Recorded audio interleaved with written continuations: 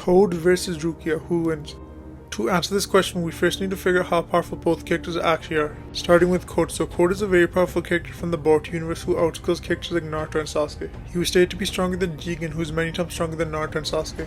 And Naruto is someone who one-shot Tsunade, and Tsunade was stated to be stronger than Kaguya.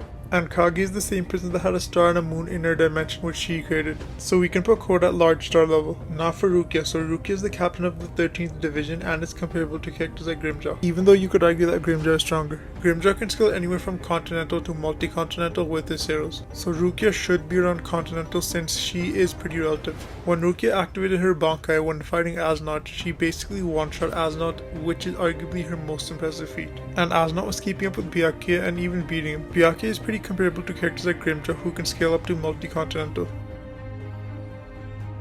A tough time, she should be around moon level. Now even though Code outskills Rukia by a lot, that doesn't mean she automatically loses because the speed difference is closer. Rukia is faster than characters like Aznaught, and Aznaught was keeping up with Byakuya.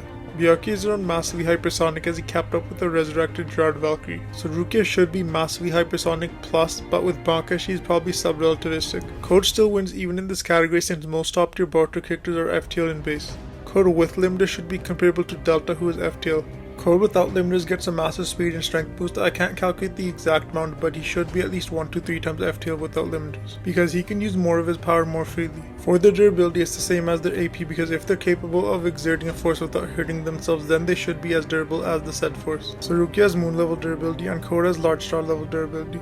Now for the fun part, who has the better hacks? Hacks can be the difference between a win or a loss depending on the hacks. Between Rukia and Code, who has the better hacks? Revolve around teleporting through his claw marks to a location of his choice. He can choose whether to stick these claw-shaped belts to others or a location of his choice that he can later teleport to.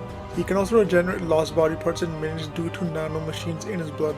Now Rukia in this category destroys Code, here's why. She has the capability to instantly freeze opponents and their attacks with their ice regardless of their durability. Now with all this in mind, who actually wins in a fight? Now normally if the fight is close enough I would leave it to hacks, but in this case it's not. Code has the AP durability and the speed advantage, and his hacks aren't even bad.